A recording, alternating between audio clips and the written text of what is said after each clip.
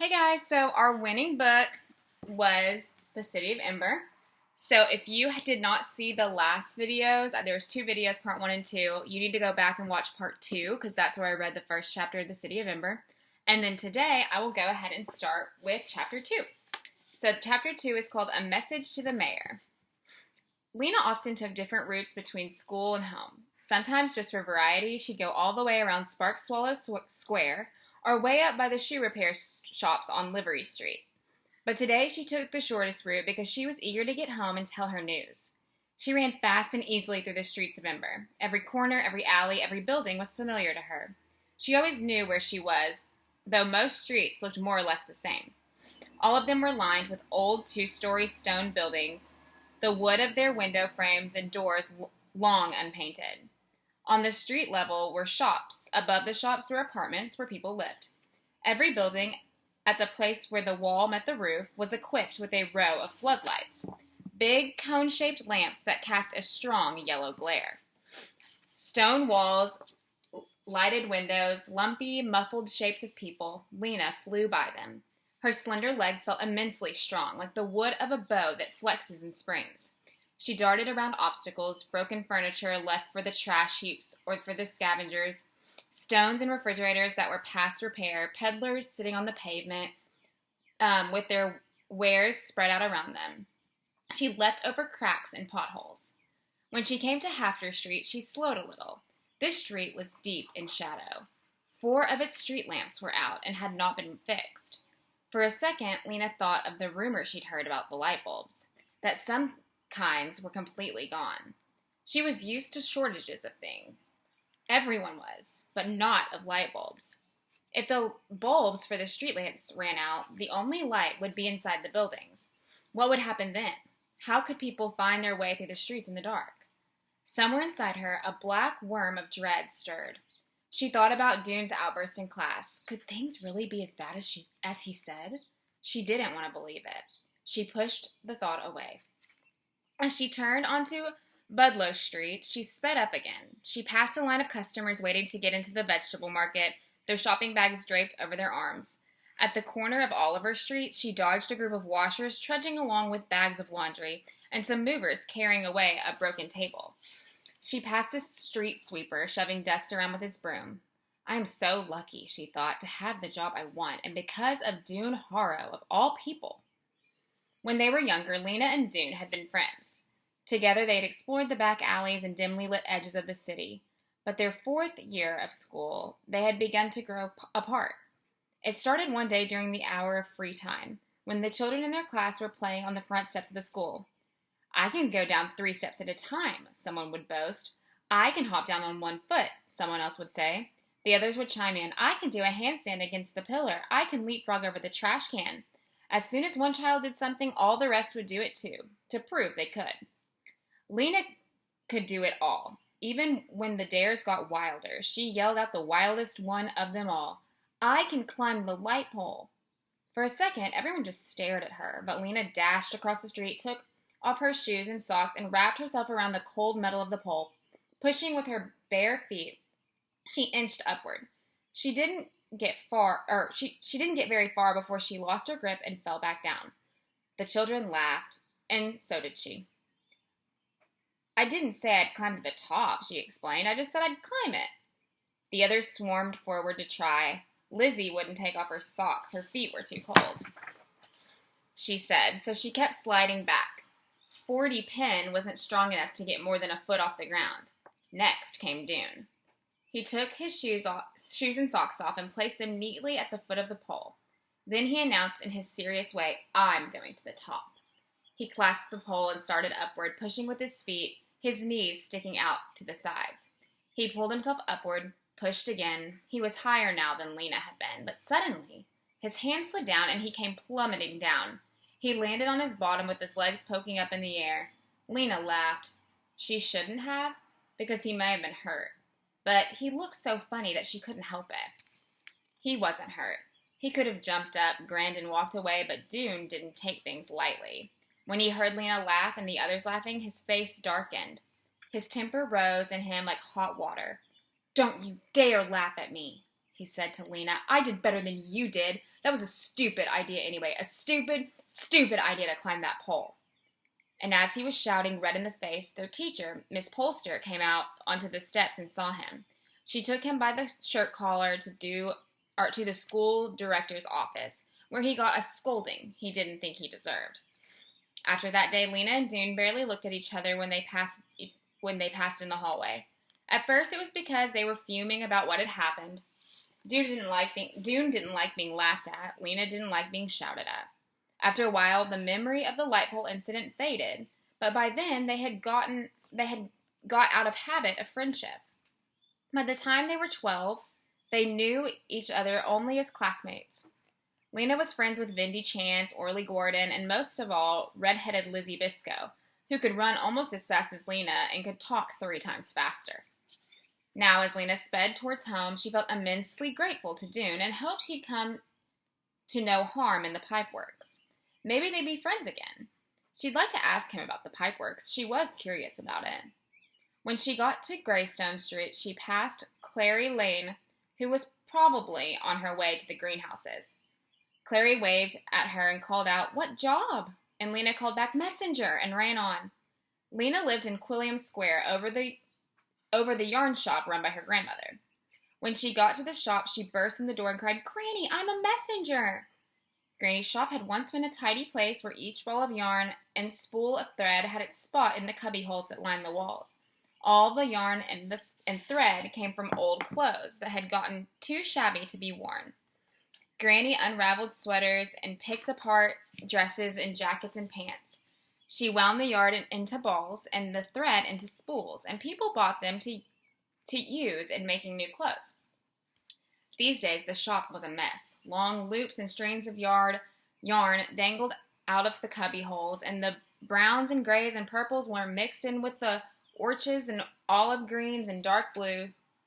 Granny's customers often had to spend half an hour unsnarling the rust red yarn from the mud brown or trying to fish out the end of a thread from a tangled wad.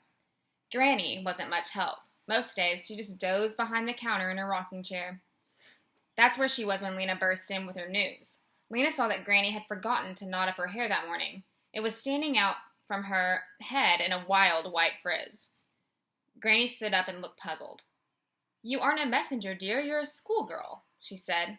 "But, Granny, today was assignment day. I got my job, and I am a messenger." Granny's eyes lit up, and she slapped her hands down on the counter. "I remember," she cried. "Messenger, that's a grand job. You'll be good at it." Lena's little sister toddled out from behind the counter on unsteady legs. She had a round face and round brown eyes. At the top of her head was a sprig of brown hair tied up with a scrap of red yarn. She grabbed onto Lena's knees. Weena," she said. Lena bent over and took the child's hands. "Poppy, your big sister got a good job. Are you happy, Poppy? Are you proud of me?" Poppy said something that sounded like, "Hoppy, hoppy, hoppy." Lena laughed, hoisted her up, and danced with her around the shop. Lena loved her little sister so much that it was like an ache under her ribs. The baby and Granny were all the family she had now. 2 years ago, when the coughing sickness was raging through the city, her father had died. Some months later, her mother, giving birth to Poppy, had died too. Lena missed her parents with an ache that was as strong as what she felt for Poppy, only it was a hollow feeling instead of a full one. "When do you start?" asked Granny. "Tomorrow," said Lena. "I report to the messenger station at 8 o'clock.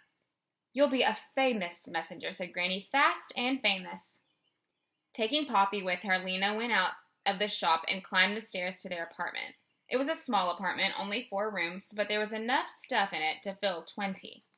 There were things that had belonged to Lena's parents, her grandparents, and even their parents. Old, broken, cracked, threadbare things that had been patched and repaired dozens or hundreds of times. People in Ember rarely threw anything away. They made the best possible use of what they had. In Lena's apartment, a layer of worn rugs and carpets covered the floor, making it soft but uneven underfoot. Against one wall squatted a sagging couch with round wooden balls for legs, and on the couch were blankets and pillows, so many that you had to toss them on the floor before you could sit down. Against the opposite wall stood two wobbly tables that held a clutter of plates and bottles, cups and bowls, unmatching forks and spoons, little piles of scrap paper, bits of string wound up in untidy wads, and a few stubbed pencils. There were 4 lamps, 2 tall ones that stood on the floor, and 2 short ones that stood on the table. And in uneven lines up near the ceiling were hooks that held coats and shawls and nightgowns and sweaters, shelves that held pots and pans, jars with unreadable labels, and boxes of buttons and pins and tacks. There were no shelves. The walls had been decorated with things of beauty. Or where there were no shelves, the walls had been decorated with things of beauty. A label from a can of peaches, a few dried yellow squash flowers, a strip of faded but still pretty purple cloth. There were drawings, too. Lena had done the drawings out of her imagination.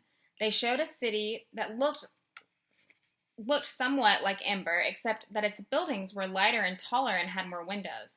One of the drawings had fallen on the floor. Lena retrieved it and pinned it back up. She stood for a minute and looked at the pictures. Over and over, she'd drawn the same city. Sometimes she drew it as she'd seen it from afar. Sometimes she chose one of its buildings and drew it in detail. She put in stairways and street lamps and carts. Sometimes she tried to draw the people who lived in the city, though she wasn't good at drawing people. Their heads always came out too small and their hands looked like spiders. One picture showed a scene in which the people of the city greeted her when she arrived, the first people they had ever seen to come from elsewhere. They argued with each other about who should be the first to invite her home. Lena could see the city so clearly in her mind she almost believed it was real. She knew it couldn't be, though. The book of the City of Ember, which all children studied in school, taught otherwise. The City of Ember was made for us long ago by the builders, the book said. It is the only light in the dark world. Beyond Ember, the darkness goes on forever in all directions.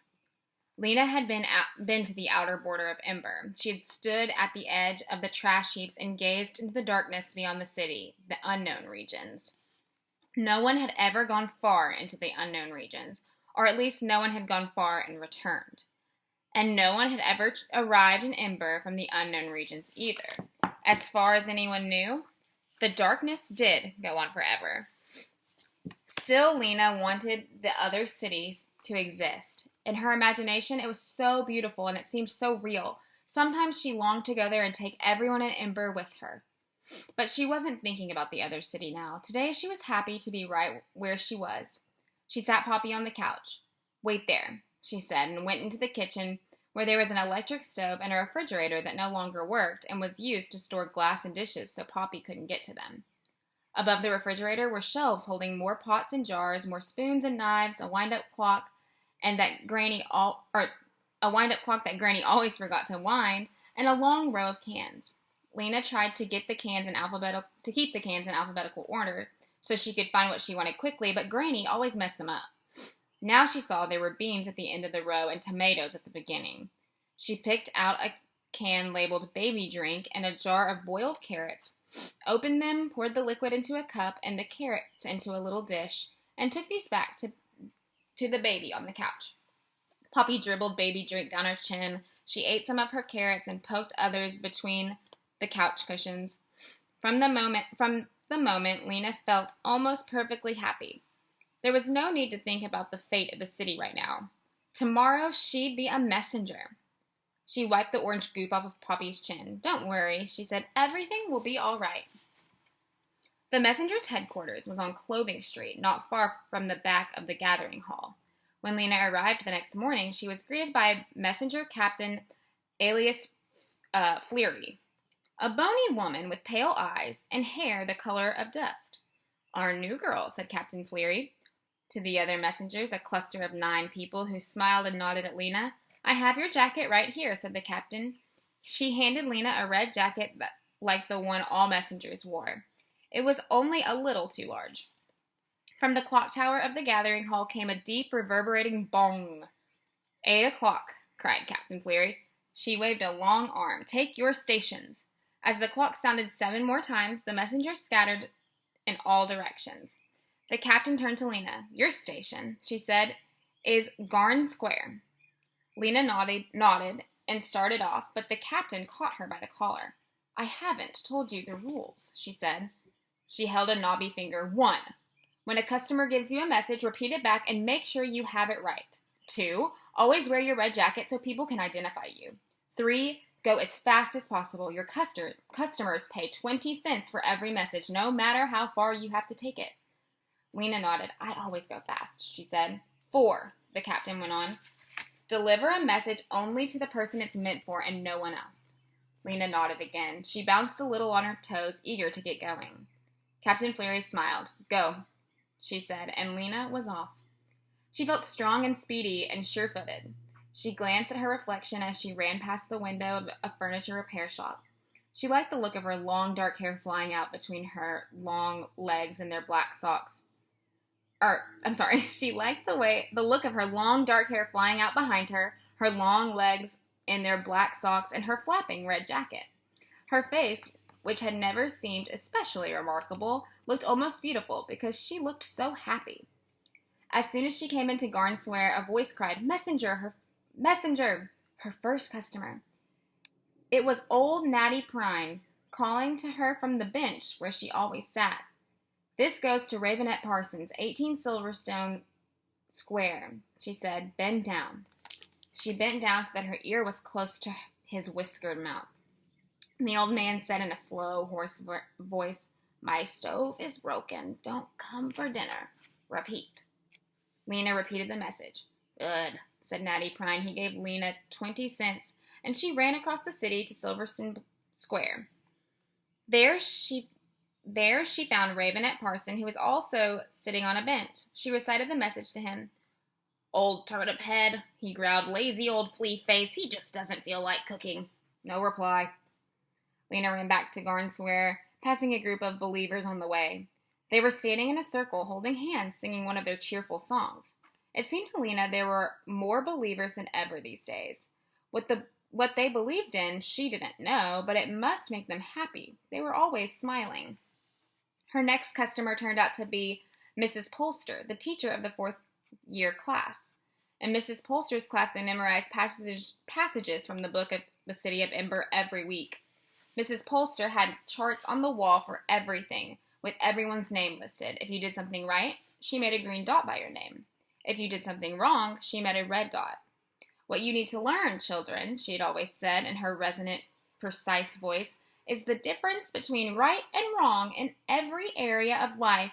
And once you learn the difference, here's where she would stop and point to the class, and the class would finish the sentence. You must always choose the right. In every situation, Miss Polster knew what the right choice was. Now here was Mrs. Polster again, looming over Lena and pronouncing her message. To Anisette Lafronde, 39 Hum Street, as follows. She said, My confidence in you has been seriously diminished since I heard about the disreputable activities in which you engaged in on last Thursday. Please repeat. It took Lena 3 tries to get this right. Uh-oh. A red dot for me, she said. Mrs. Polster did not seem to find this amusing. Lena had 19 customers that first morning. Some of them had ordinary messages, I can't come on Tuesday, or buy a pound of potatoes on your way home, please come fix my front door. Others had messages that made no sense to her at all, like Mrs. Polster's. But it didn't matter. The wonderful part about being a messenger was not the messages, but the places she got to go. She could go into the houses of people she didn't know, and hidden alleyways and little rooms in the back of stores. In just a few hours, she was discovering all kinds of strange and interesting things. For instance, Mrs. Sample, the mender, had to sleep on her couch because her entire bedroom, almost up to the ceiling, was crammed with clothes to be mended. Dr. Felina Tower had the skeleton of a person hanging against her living room wall, its bones all held in place with black string. I study it, she said when she saw Lena staring. I have to know how people are put together. At a house on Callou Street, Lena delivered a message to a worried-looking man whose living room was completely dark.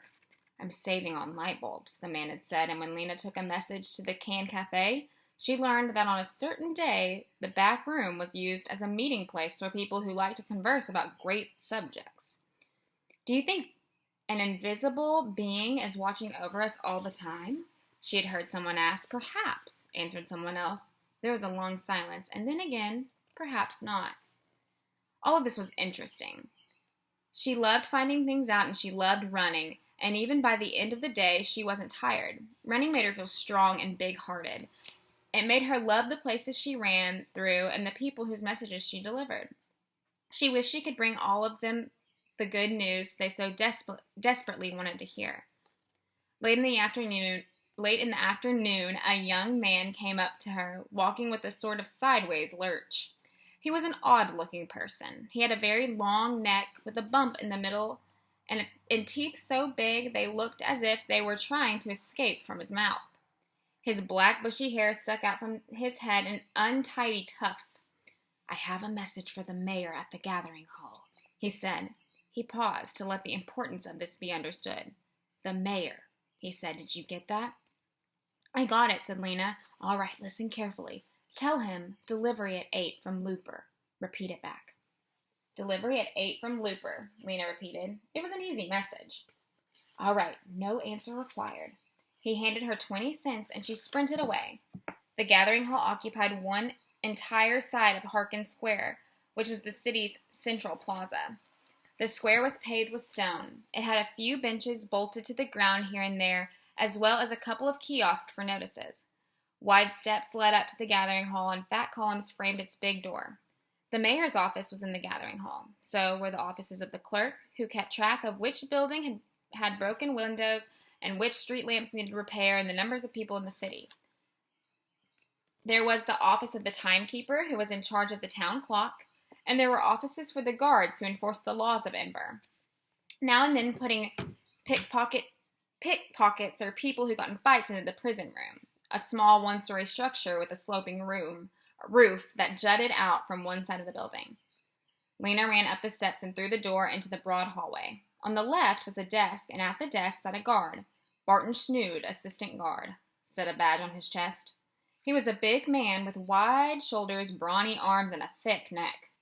His head looked as if it didn't belong to his body. It was small and round and topped with a fuzz of extremely short hair. His lower jaw jutted out and moved a little from side to side as if he were chewing on something. When he saw Lena, his jaw stopped moving for a moment and his lips curled upward in a very small smile. "Good day," he said. "What business brings you here today?" "I have a message for the mayor." Very good," Barton Snood heaved himself to his feet. "Step this way." He led Lena down the corridor and opened a door marked reception room. "Wait here, please," he said. "The mayor is in his basement office on private business, but will be back up shortly." Lena went inside. "I'll notify the mayor," said Barton Snood. "Please have a seat. The mayor will be right with you, or pretty soon." He left, closing the door behind him. A second later, the door opened again, and the guard's small, fuzzy head had reappeared. "What is the message?" he said. "I have to give it to the mayor in person," said Lena. Of course," said the guard. The door closed again. He doesn't seem very sure about things, Lena thought. Maybe he's new at his job. The reception room was shabby, but Lena could tell that it had once been impressive. The walls were dark red with brownish patches where the paint was peeling away. In the right-hand wall was a closed door. An ugly brown carpet lay on the floor, and on it stood a large armchair covered in itchy-looking red material. And several smaller chairs. A small table held a teapot and some cups, and a larger table in the middle of the room displayed a copy of the book of the City of Ember, lying open as if someone were going to read from it. Portraits of all the mayors of the city since the beginning of time hung on the wall, staring solemnly from behind pieces of old window glass. Lena sat in the big armchair and waited. No one came. She got up and wandered around the room. She bent over the book of the City of Ember and read a few sentences. "The citizens of Ember may not have luxuries, but the foresight of the builders who filled the storerooms at the beginning of time has ensured that they will always have enough, and enough is all that a person of wisdom needs." She flipped a few pages. "The gathering hall clock," she read, "measures the hour of night and day. It must never be allowed to run down. Without it, how would we know when to go to work and when to go to school? How would the light director know when to turn the lights on and when to turn the lights off again? It is the job of the timekeeper to wind the clock every day and place the date sign in Harkin Square every day. The timekeeper must perform these duties faithfully." Lena knew that not all timekeepers were as faithful as they should be. She'd heard of one some years ago who often forgot to change the date sign so that it might say Wednesday, week 38, year 227 for several days in a row. There had even been timekeepers who forgot to wind the clock so that it might stand at noon or at midnight for hours at a time, causing a very long day or a very long night. The result was that no one really knew anymore exactly what day of the week it was or exactly how many years it had been since the building of the city. They called this the year 241, but it might have been 245 or 239 or 250. As long as the clock's deep boom rang out every hour and the lights went on and off more or less regularly, it didn't seem to matter. Lena left the book and examined the pictures of the mayors. The seventh mayor, Pod Morthwart, was her she didn't know how many greats, grandfather. He looked quite dreary, Lena thought. His cheeks were long and hollow, his mouth turned down at the corners, and there was a lost look in his eyes. The picture she liked best was of the fourth mayor, Jane Larkett, who had a serene smile and fuzzy black hair. Still, no one came. She heard no sounds from the hallway. Maybe they'd forgotten her. Lena went over to the closed door in the right-hand wall. She pulled it open and saw stairs going up. Maybe, while she waited, she'd just go see where they went. She started upward at the top of the first flight. At the top of the first flight was a closed door. Carefully, she opened it. She saw another hallway and more closed doors. She shut the door and kept going. Her footsteps sounded loud on the wood, and she was afraid someone would hear and come and scold her. No doubt she was not supposed to be here. But no one came, and she climbed on, passing another closed door. The gathering hall was the only building in Ember with 3 stories. She had always wanted to stand on its roof and look out at the city. Maybe from there it would be possible to see beyond the city into the unknown regions. If the bright city of her drawings really did exist, it would be out there somewhere. At the top of the stairs, she came to a door marked roof, and she pushed it open. Chilly air brushed against her skin. She was outside. Ahead of her was a flat gravel surface, and about 10 paces away she could see the high wall of the clock tower. She went to the edge of the roof. From there she could see the whole of Ember. Directly below was Harkin Square, where people were moving this way and that, all of them appearing from the top-down view, more round than tall. Beyond Harkin Square, the lighted windows of the building made checkered lines, yellow and black, row after row in all directions. She tried to see further across the unknown regions, but she couldn't. At the edge of the city, the lights were so far away that they made a kind of haze. She could see nothing beyond them but blackness. She heard a shout from the square below. "Look!" came a small but piercing voice. "Someone is up on the roof!" She saw a few people look up. "Who is it? What is she doing up there?" someone cried. More people gathered until a crowd was standing on the steps of the gathering hall. "They see me," Lena thought, and it made her laugh. She waved at the crowd and did a few steps from the Bugfoot scurry dance, which she had learned on the Clothing Square dance day, and they laughed and shouted some more, when the door behind her burst open and a huge guard with a bushy black beard was suddenly running towards her. "Halt!" he shouted, though she wasn't going anywhere. He grabbed her by the arm. "What are you doing here?" "I was just curious," said Lena in her most innocent voice. "I just wanted to see the city from the roof." She read the guard's name badge. It was Reg Stabmark, Chief Guard. "Curiosity leads to trouble," said Reg Stabmark. He peered down at the crowd. "You've caused a commotion." He pulled her towards the door and hustled her down all 3 flights of stairs. When they came out of the waiting room, Barton Snowd was standing there looking flustered, his jaw twitching from side to side. Next to him was the mayor. "A child's causing trouble, Mayor Cole," said the chief guard. The mayor glared at her. "I recall your face from assignment day. Shame, disgracing yourself in your new job." "I didn't mean to cause trouble," said Lena. "I was looking for you so I could deliver a message." "Shall we put her in the prison room for a day or 2? Asked the chief guard. The mayor frowned. He pondered a moment. "What is the message?" he said. He bent down so that Lena could speak into his ear. She noticed that he smelled a little of overcooked turnips. "Delivery at 8, Lena whispered from Loper. The mayor smiled, a tight little smile. He turned to the guard.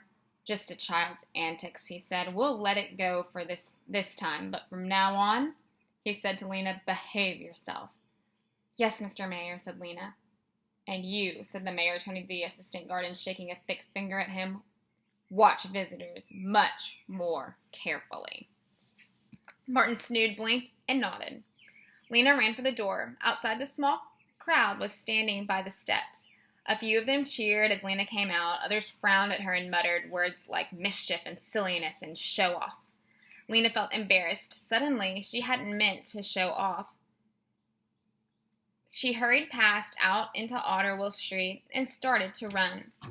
She didn't see Doone, who was amongst those watching her. He had been on his way home from his first day in the pipeworks when he'd come across the cluster of people gazing up at the roof of the gathering hall and laughing. He was tired and chilly, and the bottoms of his pants legs were wet and muddy, and mud clung to his shoes and smeared his hands.